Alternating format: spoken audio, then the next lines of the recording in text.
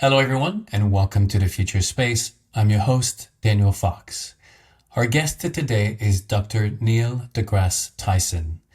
Dr. Tyson serves as the Frederick P. Director of the Hayden Planetarium at the American Museum of Natural History in New York City.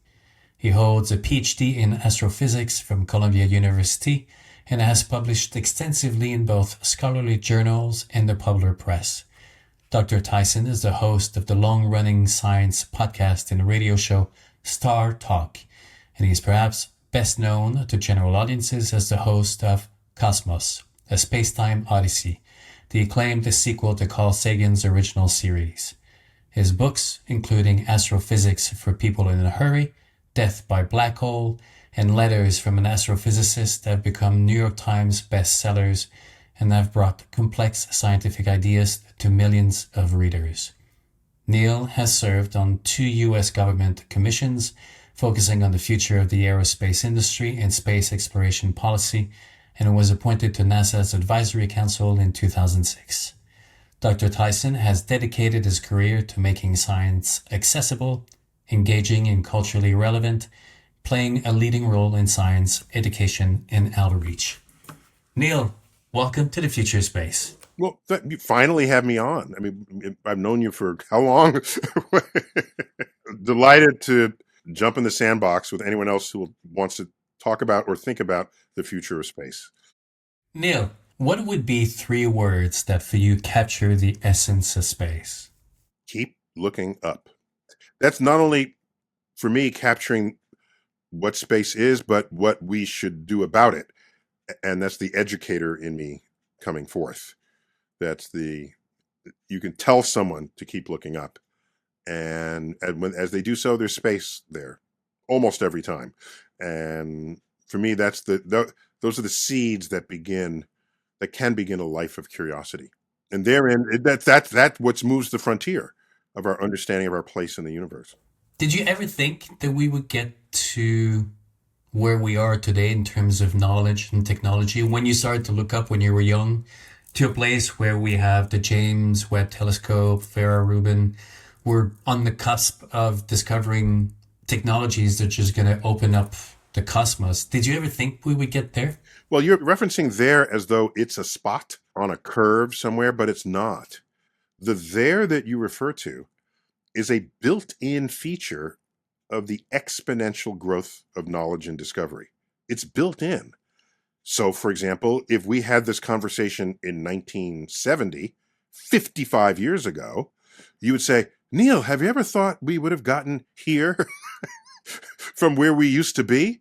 And that here, then you'd be saying, we just landed on the moon. We have 3 astronauts there now. We broke the sound barrier. We have all these medicines. So when you're on an exponential curve, every moment you reflect on where you are, you think that you are in a special place. But what's remarkable about an exponential curve is all places are special. Every place you feel compelled to celebrate the recent advances that occurred in your life. And yeah, we live in a time where the smartphone has transformed everything we do and say and think and how we interact. Well, in 1955, television. Oh my gosh, there's a movie in my house coming out of that box. I can be entertained and I don't have to even get in my car. There's everyone talking about the advances of technology. And compared with the previous generation where their radio was the size of living room furniture. And so I knew enough about this exponential growth to not fall susceptible to thinking that I at any time was living in special times. Where do you think on that curve we're going to be in 30 years? What is the advancement that you're most looking forward to along that curve moving forward?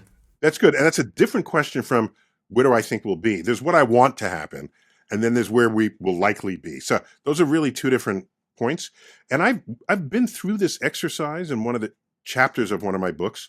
The chapter is Science and Technology. That's just the name of the chapter of many chapters. And there's a whole section where I talk about exponential growth. And I say, let's look at civilization in 30-year intervals, right? So let's start in 1870 and then go to 1900 and ask, what's going on in 1900 that could not be imagined in 1870? Oh my gosh, just advances that have taken place were unforeseeable by people 30 years earlier. That's basically one generation. Let's do a couple of fun ones. Let's go from 1900 to 1930. Okay, 1900, the country had already been crossed by the steam engines, and steam ships have moved at ever faster speeds across the Atlantic and the Pacific, and people were riding high on this. And in fact, there's a quote from the head of a worker at the New York Central Railroad, who's head of passenger services, but he should know better. He's head of the New York Central Railroad. He said, writing in the year 1900, "We can scarcely imagine that advances in transportation in the new 20th century will be as great as those were in the 19th century."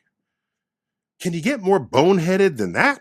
All right. Because what would happen 3 years later? The Wright brothers would fly an airplane. Well, and not only that, we'd fly from New York to Paris. What are you saying? You can't imagine. The car was invented. Okay. We would give up horses that we literally and figuratively built civilization on the back of and turn into automobiles. That's just 30 years back then. And I could keep, what's 1930 to 1960? Oh my gosh. There was a whole world war. We split the atom. We went faster than the sound barrier. We went into space with Sputnik. So was any of that foreseeable in 1930? I don't think so. So now let's go from 1960 to 1990. How about that? Oh, the whole Cold War comes in and it goes away. It starts and ends between 1960 and 1990. And what else happened? Oh, fusion bombs are guiding geopolitics. What else? Oh, by the way, the internet is developed. That's a new thing. Personal computers. Does anyone in 1960 even imagine that there's a computer on your desk at all? Is that even happening? And oh, by the way, we went to the moon 9 times. Okay, so now 1990 to 2020, I could go there. Everyone is on the internet. The internet has brought everyone together, and it has divided us. Who would have seen that happen? We became tribal on it. Our computers are portable, and they fit in our pocket. We have a smartphone. Oh my gosh. There's nothing imagined on Star Trek that matches a smartphone. Okay? It's far beyond anything they imagined as they're thinking of the future multiple centuries from the 1960s when the show first aired. So you want me to predict what's going to happen in 1950? I'm not going to do it because I'll just be wrong like everybody else. But I will predict what I want to be true.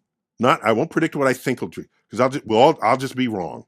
And I'll join the list of wrong people that I just highlighted for you in that exercise.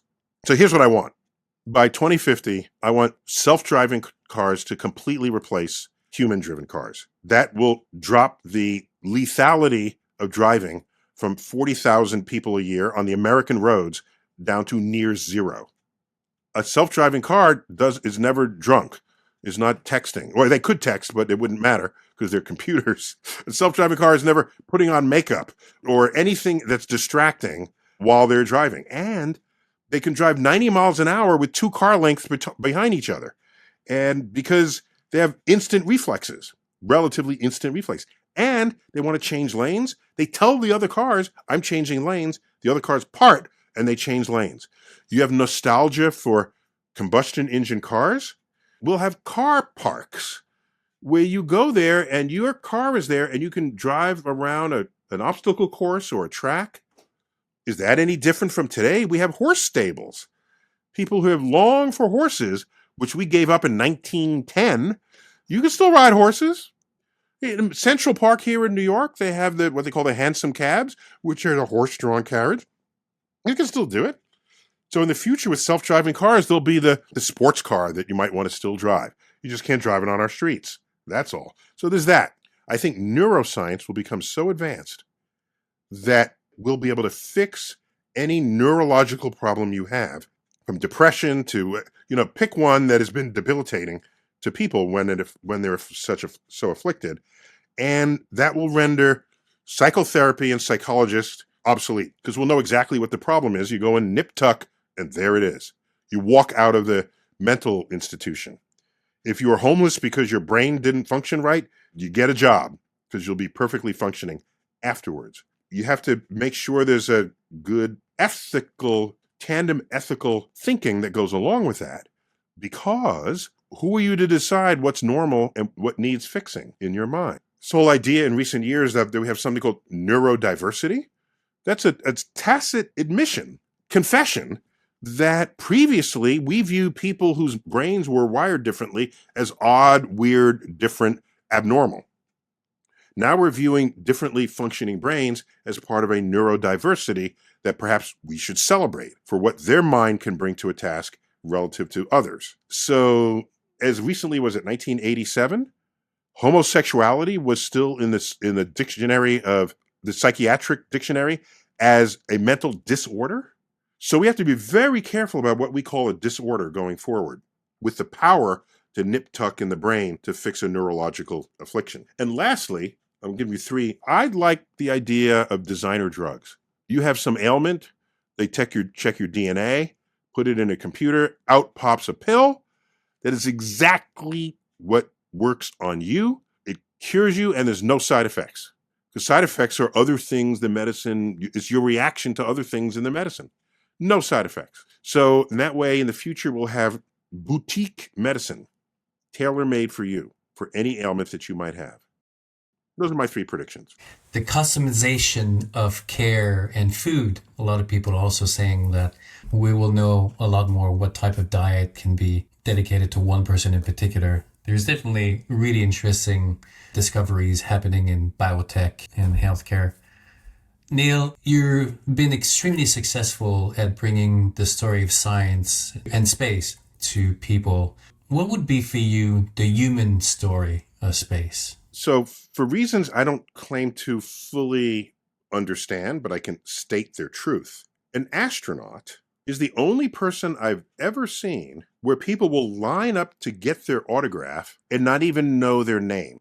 The mere fact that they've been in space is sufficient for people to want to go up and touch them and get to know them and ask them questions.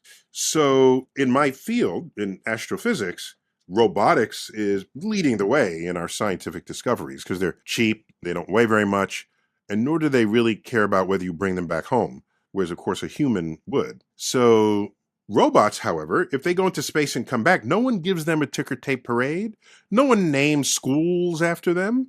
No one lines up to get their autograph. There's something about one of our own embarking in such an adventure where they can come back and tell the heroic stories of their explorations and discoveries. So space is just simply the next frontier of the era of explorers where they would come back and regale audiences with the plants that they saw, the climate that they saw, the people that they saw. There's a certain tangibility to that I think is simply now being transferred to space exploration. That's separate from the excitement of just making new discoveries and being on another planet and what that looks like and feels like. It's a complete separate fact from that. I see space exploration as a force of nature unto itself to inspire a next generation of students to want to study science. And that's almost an intangible, because you can say, well, we went to space. Well, what did you learn? Here's a test. Did you learn? No, it's about inspiration. And the STEM fields, science, technology, engineering, and math, in the 60s, it didn't require inspiration because the Apollo program was doing all of that. That was the marketing for NASA, was the Apollo program itself. But today, not so much. So science might need a PR agent, I'm not sure, but the tandem value of science is that it can inspire a next generation to become STEM professionals, and those will be the engines of tomorrow's economy.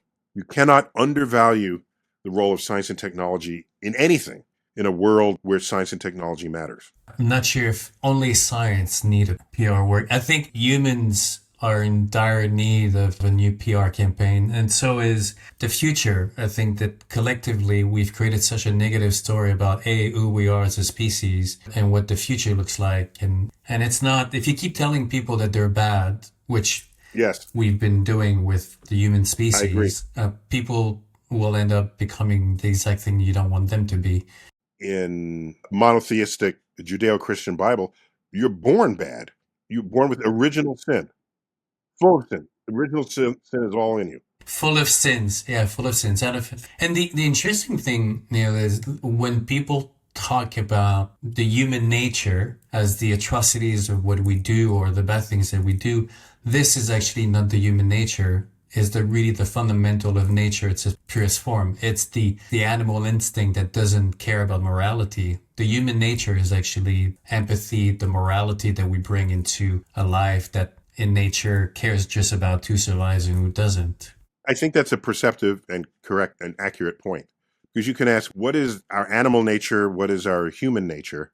And figure out what the difference is between those two and try to get more of what's good and less of what's bad as you stitch it together. Do you think that humans have a place in space? No. I think, wait. So another way to ask that is, do you have a place at the summit of Mount Everest? Not really. That doesn't mean you don't want to scale it. You want to go to the summit of Mount Everest, but you don't want to open up a restaurant and have condos there. So space is supremely hostile to biology, to life.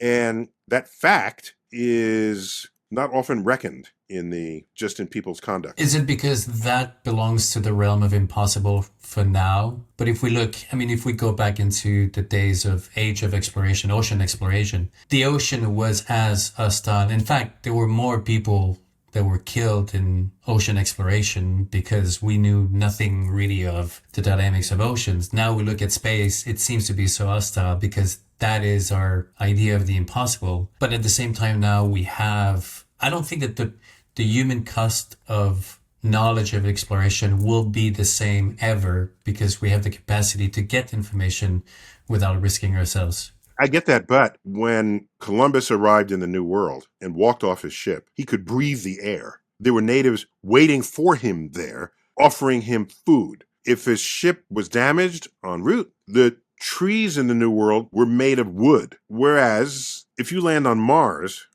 you can't breathe the air. There's no resources there. No one is there to greet you, to feed you, plus it took 9 months to get there in the first place. So I don't see that as realistic, a path of what people will do. So let me put the question in some other perspective. The forces of life on the planet have been growing in complexity and ultimately, not that I want to personify life, but the idea of the connection. Life wants to connect, it wants to diversify, it grows in complexity. Why would the nature of space be different than the nature on Earth? And if life wants to connect on the planet, then it wants to connect on the universe. And it would be such a shame. I see what you're saying. So let me meet you halfway. Space is empty, cold, and dark, and you will die quickly. Okay. So, but space exploration implies you're going to find another place to pitch your tent. So the moon is 200 degrees Fahrenheit in the daytime and 200 below zero at night. So that's not very pleasant. Venus is 900 degrees Fahrenheit all the time. It's multiple times hotter than a pizza oven. So that's not going to work. But other places where if they find an exoplanet that has about the same gravity as Earth does, then you're allowed to ask a whole bunch of questions about that place. And maybe it's a destination where you do pitch tent and put up a flag or whatever is the ritual, the exploration ritual that would prevail in the day. And that would be no different from leaving Europe and going to the New World or leaving Polynesia and discovering Hawaii. And I think I've written somewhere that to go from Polynesia to Hawaii is farther in sort of powers of 10. I think that's right. I did this calculation. So you can ask the question, I'm a Polynesian wayfarer and I want to go to Hawaii. I don't even know if it's there. Okay. So I just sail out in the ocean. Well, they're at sea for longer than any astronaut has been in space. They go to Hawaii, chart it, map it, and they knew less about Hawaii than we knew about the moon when we went to the moon. So you want to talk about bravery and selflessness and all the rest of that. I don't know that we have that today. I just want to look good on my social media. Let me make sure I'm posing my face correctly and pursing my lips. On Facebook, making sure that your profile looks good, and so you can take a nice selfie. Exactly. The selfie profile. Right, so we would make a catalog of these planets to visit. Right now there's 6,000 exoplanets, and some are Earth-like. So to your point, yes, while most of space will kill you, space on other planets won't necessarily. And it'd be an occasion to start some kind of plan for it. The thought that's for me that's behind all this is the scale of the universe and the size of it. Is there's a randomness to life in nature, right? It throws a bunch of things on the wall to see what works, what doesn't work. We're the first species that we know of that's been able to engineer what nature has given us and build on top of it. Nature is not giving us the clothes or the roof or gather around a fire and start to think about the future. We do this. So now that of all these experiments in these billions of years of light worlds, there is one species that is about to develop the technology to take all this knowledge, all this life, beyond and continue this story of nature. Isn't it that our species has almost a responsibility of pursuing that quest and moving beyond? So in other words, we do have a place because now we have the potential to continue and to do it. Right. We're the only species thus far that we know of on Earth that has the power to change our environment to the extent that we have, and will continue to do so. And the contingencies that led to us on Earth are rather extraordinary. Certain animals had to die, others had to live, others had to be sort of grafted together evolutionarily. So here's something to contemplate. We humans are very late in the tree of life, but life was very early in the tree of life. Just a couple of 100 million years after life could have started, it started on Earth.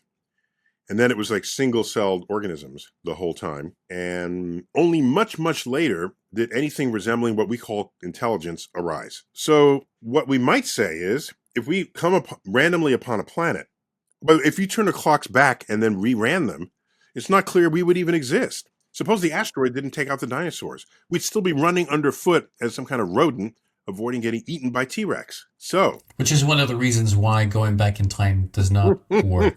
You can't go back. You can travel to time at different speed, but you can't go back in time. As far as we know, I think there is a way, but no. You've alluded to that. There's a reality of chaos in life that you can't predict, and life doesn't want perfection. Well, that's correct. Life is just whatever works. It just happens to work. So there's no guarantee that if you run the experiment back again that we'll get humans. We could get something smarter than us, but likely something else. This branch of primates that became us, that's a relatively recent splitting of the tree of life. Plus, if the asteroid didn't take out the dinosaurs, they'd still be here because they were here for longer on Earth before they went extinct than the time that has elapsed since they've been extinct. We're closer to the T-Rex than the T-Rex is to the first dinosaurs. We can say better than that. We are closer to the extinction of T-Rex than the extinction of T-Rex is to the extinction of the Stegosaurus. And we look at them all like, oh, that's just all old stuff. No. It is the concept of time, and when we talk about the scale of the universe, it's just mind-boggling. And this is, for me, one of the reasons why when we talk about the Earth, we really have to be careful about what is and what is not.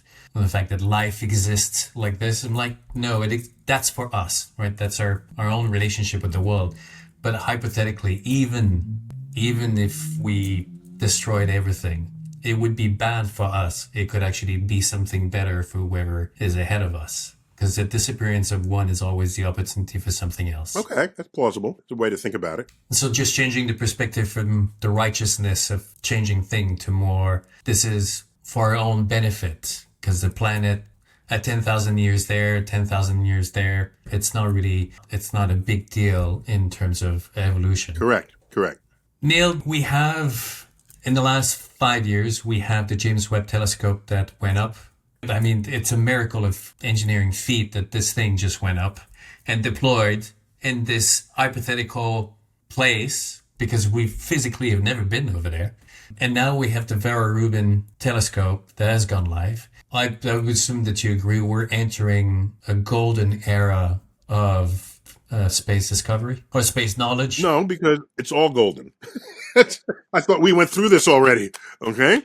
If this were 1977, you would say, we've already launched the Pioneers and the Voyager crafts, and the Voyager is going to tour the planets as never before. And so, no. Well, I mean, if we make the parallel to space technologies in terms of rockets, right?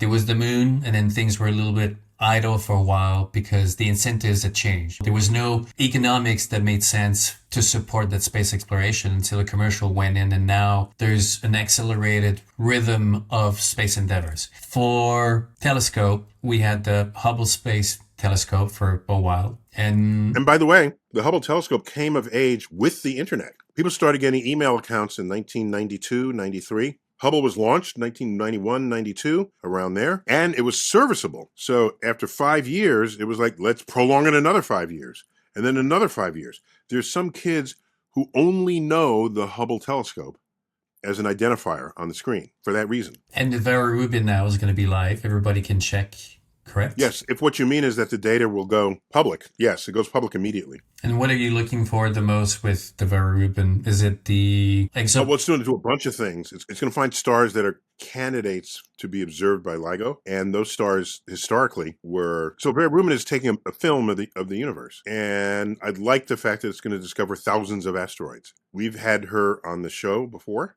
and... I'm sorry, we had representatives from the telescope on the show, and just in our recent archives, and just affirming that it's going to get a movie of the universe and be able to pick up all these asteroids that were not previously cataloged, especially you want the ones that could hold Earth in danger. The thing that you're looking for the most with Vera Rubin, is it the asteroid, the exoplanets? In the first 6 months, they expect to discover more asteroids than currently exist in the asteroid catalog. That's further exponential growth. That's how that works. Do you think we're going to discover way more than we even thought were present? Of course. North America's in the way. Right. Mm-hmm.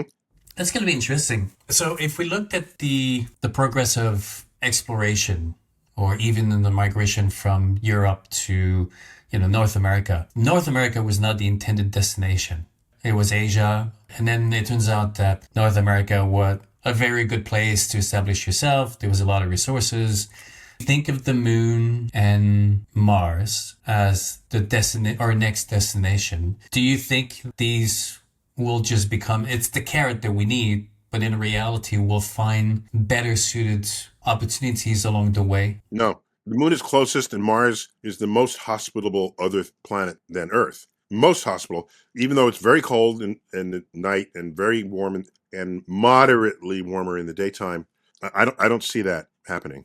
What about the dust on the moon? Do you think we're going to find a technology that can manage the dust on the moon? Or well, what we want is to be able to surface mine the liquid water that's in the surface of the moon down in the cold traps of the craters that are there. And you need water to drink, and it serves as a rocket fuel. You separate the hydrogen and oxygen.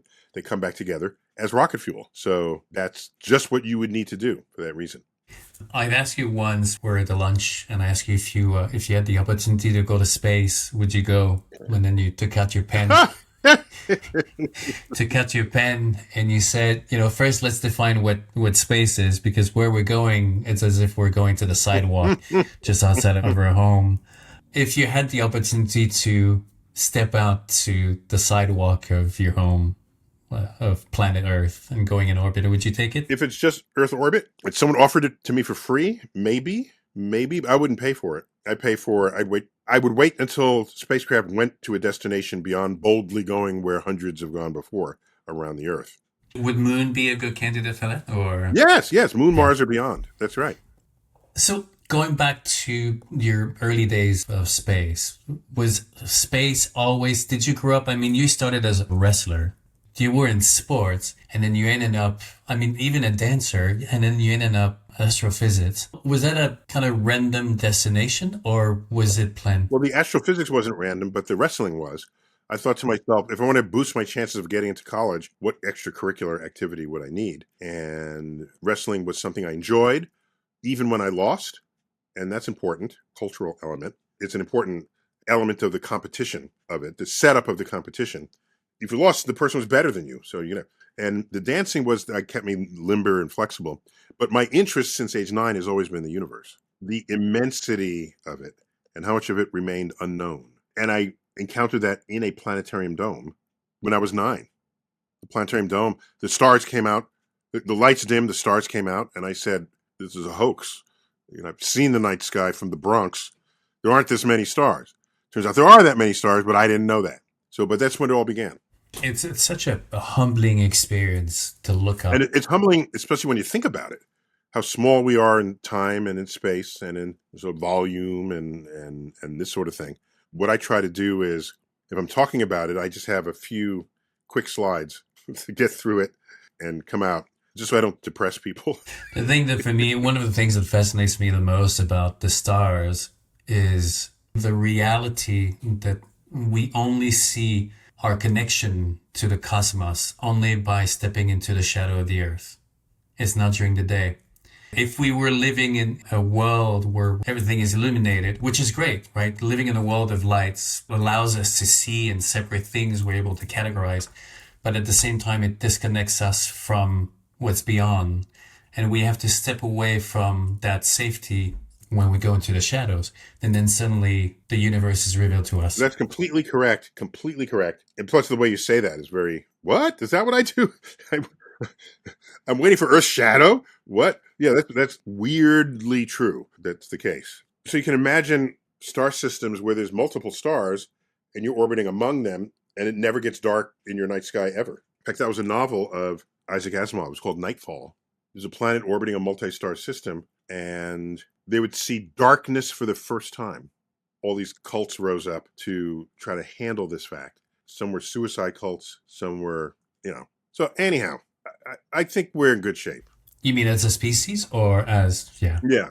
Do you think that the O'Neill cylinder is a viable option for humans' future in space? Yes, because you can put one of those near where you are, because you're not going to necessarily find a planet. If you can terraform planets, then you don't need it.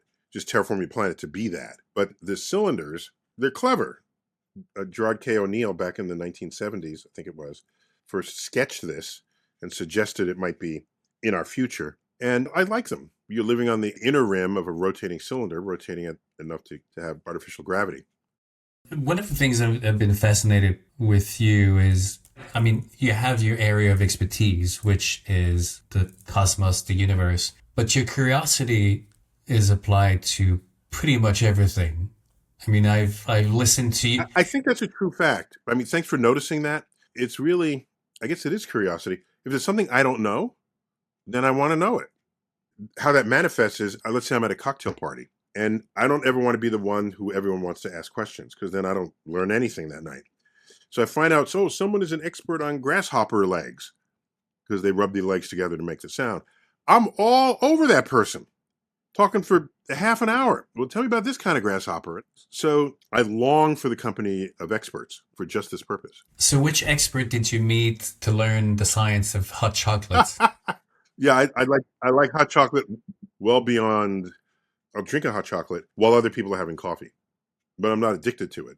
If it's a nice place and they make a good coffee, I presume they're going to make a good hot chocolate.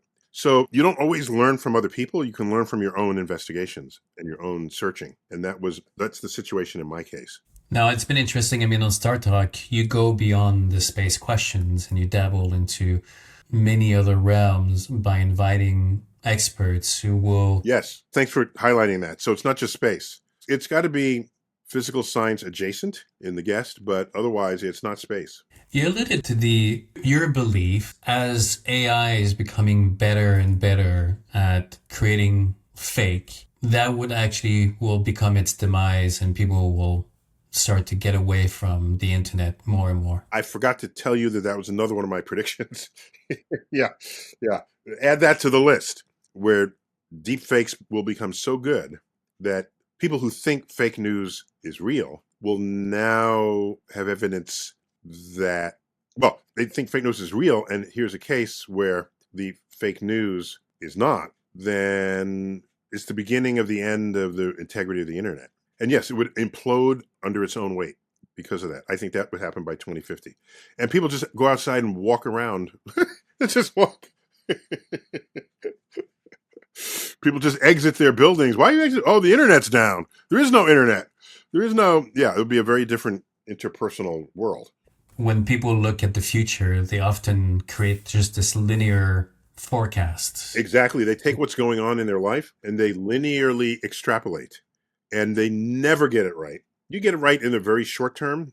In the longer term, you have branches of science cross-pollinating that you didn't see coming because you're only looking linearly at it. And it's the cross-pollination that makes everything happen. I mean, Steve Jobs didn't invent the touchscreen or GPS or solid-state storage or most of the stuff that's in the iPhone. But he said, look at all these disparate technologies. I'm going to put them together into an iPhone. And that was quite good.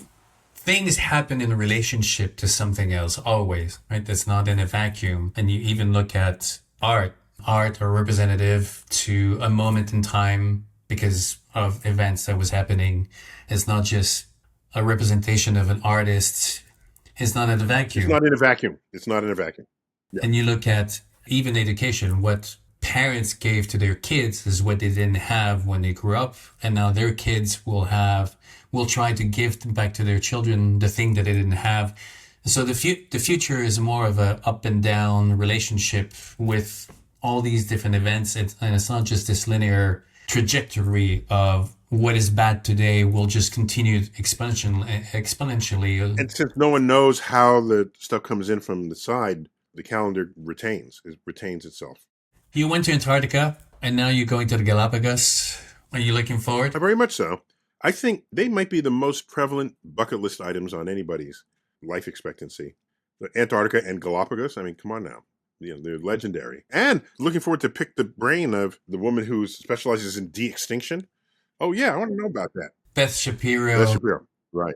We were in Dallas for their conservation summit, and it is absolutely mind-boggling what they're able to do now and what the stuff that they're working on. So this is going to be fun. Neil, with all the wisdom that you've accumulated, the knowledge, what would be your 3 words of wisdom? Always stay curious. Which you have done, and which also our friend William Shatner is. I think he benchmarks the old man curious. Absolutely. So people can find you online. You're the most important social media science point of reference out there. Yeah, I didn't start out life wanting to be that, but I think I agree that has some important truths in it. And you've understood the dynamics of information, and that has become a tool that is necessary. And right. However, I think the difference you're citing, without labeling it, is you could be a professor in a room, face the chalkboard or whatever they're made of today, and just give your lesson on the expectation that people will meet you at the chalkboard. They're going to gap 90% of that distance between themselves and you on their own effort. Or you could turn around and face them and make 90% of the effort to get to them. And that's the difference between a lecturer and a communicator. And it's important because if I'm trying to communicate with you, I want to know what's going on inside your brain. I want to know the tangled mental roadways that make you think, that leave you susceptible to people who say Earth is flat or any other sort of weird claim made today. So, because it's always interesting. People don't go at it wanting to be wrong, right? So if they're saying something, it's because somehow, somewhere, they're coming from it, or they're coming at it with a certain framework of understanding life, and you have to acknowledge that so that you can move beyond it, as opposed correct, or navigate it. You don't have to move beyond it. If you know it well enough, you can navigate it, and then that reduces the resistance to getting someone to hearing you as a minimum, and then understanding you, and then taking ownership of their new knowledge. And I highly value that. But it's way more effort. It's much easier to just say, you don't get it, that's too bad. Communication is an effort, is hard. Yes. Is work. That's the reality of it. Because the other reality of communication is if you start by accusing another person that they're doing wrong, even if they would agree with you, just by default, they would go in defense mode, and then it just become kind of attack and defense. So, Neil, it's always fun times discussing together. I've always enjoyed our conversation. I really enjoy listening to your podcast. There's always these bits and pieces that just suddenly they flip the switch. Oh, excellent. Like going to school, and I went to chemistry, but I'd never really connect the number of protons is what actually defines the chart. Thanks for noticing that. I devote a lot of brain energy to ask myself, what bit of information will make this fact tastier to the person listening? Something where they say, wow, I never knew that. That's where you take the ownership, right? It's not, this is true because Tyson said so. No, this is true because you understand it now and you're thinking about it. And so it's frustrating to some people because they just want the answer. Often I meander, always with biscuits to pick up on the path. But for our Q&A format, we get 50 Q&As, but we end up getting through 4 or 5. So that must be frustrating for many of the people who are expecting their answers to be replies to their answers online. But it's for the better, for sure. Well, you've been doing a great job, and looking forward for all the future ones. So keep your curiosity alive. Well, thank you. And I've been delighted to share them with you and your audiences that you collected onto these voyages with Space to Sea and Future of Space. That's a noble quest, bringing space and sea together and then bringing people together with space and sea. That you can't lose with that formula. For me, my drive that's been bringing everything forward is reshaping the narrative of who we are as a species, but also our relationship with the future. We need to bring back the certain glamour of exploration, and the understanding that what's ahead of us is always part of the solution, instead of thinking that the past is where we need to go, or somehow the past is better. Well, that's an enlightened perspective that not enough people have. So keep spreading the word.